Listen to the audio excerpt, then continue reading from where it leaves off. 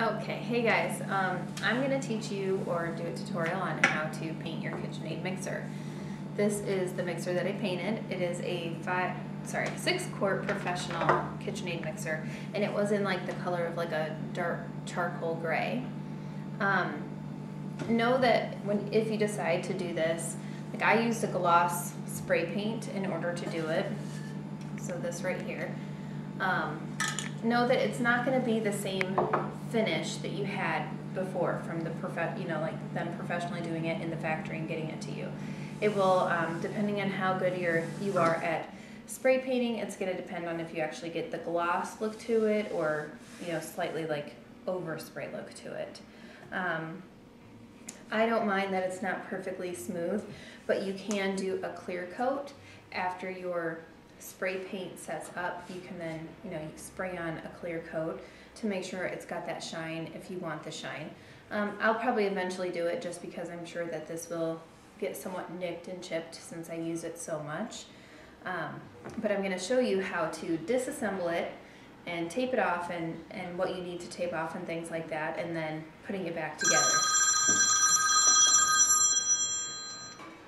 It is really, really, really simple to do this. I didn't take any video of me spray painting it or taping it off. I'm just going to show you how it is on here because it's pretty simple to spray paint. So the first thing that you're going to do is you're going to take, you really, really, really want to deep clean your mixer. So that's definitely getting everything off of it that you had on there from gunky icing and flour and all that kind of stuff out of everywhere. Every little nook and cranny, like down here, right along here where the pegs are. And there's different kinds of KitchenAid. So some might have that like metal base that's down here. You're going to want to clean that and tape that part off. At any rate, it looks like I missed some on my knob. And I even did a really, really good deep cleaning on it. So the first thing you're going to do is remove the band from your mixer. Now this just takes a Phillips head, so the star for some of you guys that aren't super into tools and things like that. I'm going to go ahead and start to take it off. Now when I did this the first time, it kept just turning and turning and turning, so it didn't really have enough tension on it, which it's doing it again. So you take a little flathead screwdriver and put a little tension under it, if I can get it out enough to do it.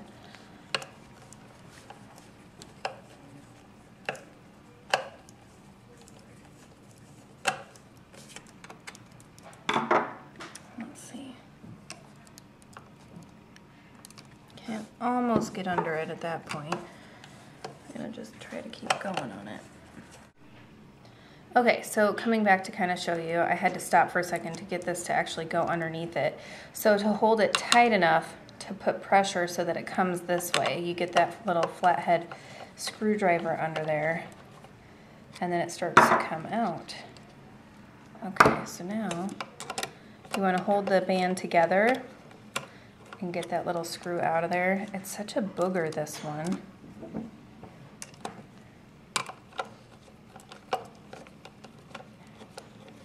Okay, because they will spread apart like that, and that's what you want them to do.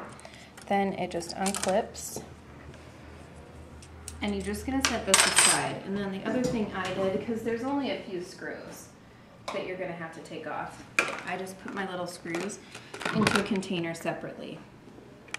So then you have a screw here and a screw here that you have to remove, and it's the same on the other side, a screw here and a screw here.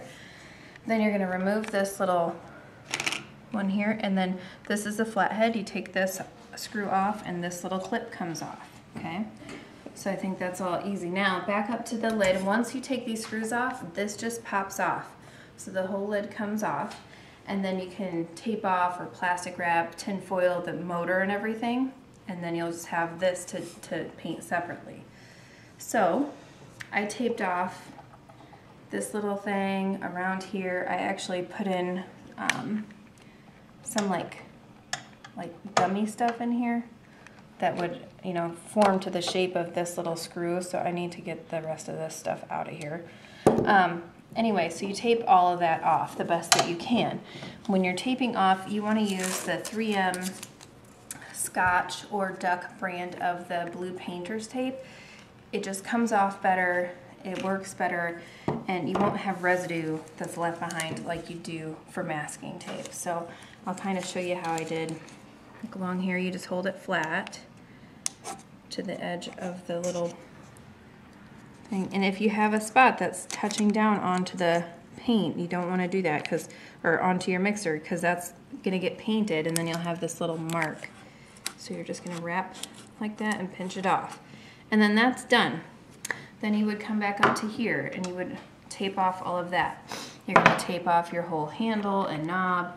This other little thing, this is going to be gone, so it doesn't matter. The KitchenAid thing right here, you tape that off, and also you want to tape it where this kind of holds itself up, and then you paint, or you tape here so that it doesn't get painted. I had a little spot that came and got painted anyway. I'm sure if I scrape all that off, it'll be fine. That way this kind of holds itself up and you can spray paint around. And then you want to tape off your knob, starting knob, and then your cord. So I just wrapped painter's tape all the way around there. Then you're going to sand everything. So this lid is going to be off and you're just going to sand it. It doesn't really matter what kind of sandpaper grit that you use. You don't have to go super heavy. Let me see if I can find the one that I used, what kind it was.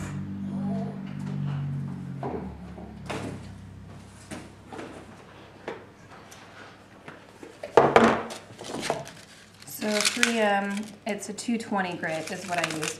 And you just want to rough it up, you know, like take a piece, rip it off, and you can just use your hands. And you're just going to rough it up until that shine goes away from what the factory shine was. And then wipe that down so there's no dust or anything on it. Then you're going to spray. So I bought one of these little trigger things for the spray paint, which makes it so much easier on your finger. And it's reusable, so you pop it on after you shake up your spray paint, and then you can just be like, psh, psh, psh, psh. And you're just gonna spray the whole thing. Make sure once you can get it to where it like dries a little bit, you can then like lift it up some and make sure you get all around the base and everything, and like under here.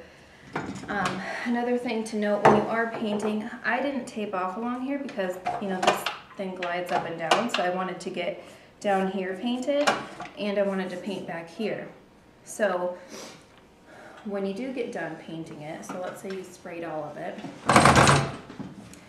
you can take sandpaper and sand some of that down so that it doesn't catch if you do have a hard time with it catching.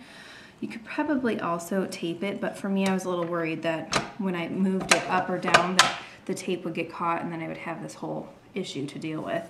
So you can just sand that off on both sides, and I haven't had any issues with it going back up and down. It works perfectly fine. So now it's sprayed and all done, dried. Make sure you let it sit like you're supposed to so you don't get any fingerprints in it or anything like that.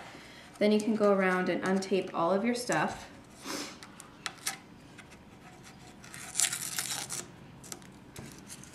Pretty simple. Then you're gonna go back and pop the lid back on, get the screws out of here. You're just gonna, you know, screw the 4 screws back onto it on the other side as well. Then you're gonna put the bowl attachment back on, screw that back on. Then this little knob goes into there, and then you're gonna put your band back on. So I'll show you how to do that. You wanna make sure that you put your KitchenAid the right side up instead of upside down when you're putting this back on. And you might have to move your knob to the middle. It makes it easier. You're just going to come all the way around. And they overlap each other. So it's just the same thing, putting this little screw back in there like it was taking it off. So you only have to unscrew like, what, 6 screws to get this done. Tape everything off, sand it, and you're pretty much good to go. I mean, it's so simple. But again, it's not going to give you a professional finish like it had originally. And you can paint it any color. Now I plan on getting some little circle decals so that I have polka dots all over mine, but you could do, you know, pretty much any design that you wanted to do. So, flathead screwdriver, Phillips screwdriver, a little bucket for your parts, blue painter's tape, the good kind, spray can of your choice. I use the Rust-Oleum, High Gloss, and Ocean Mist. The knob is amazing. Like, you seriously need to get one of these sprayers. Then sandpaper and like just a washcloth to clean up, making sure that you have already cleaned it before you dust it from sanding it. And that's it. You have your new KitchenAid mixer the way you want it painted. I hope you guys enjoyed the tutorial, and I'll see you next time.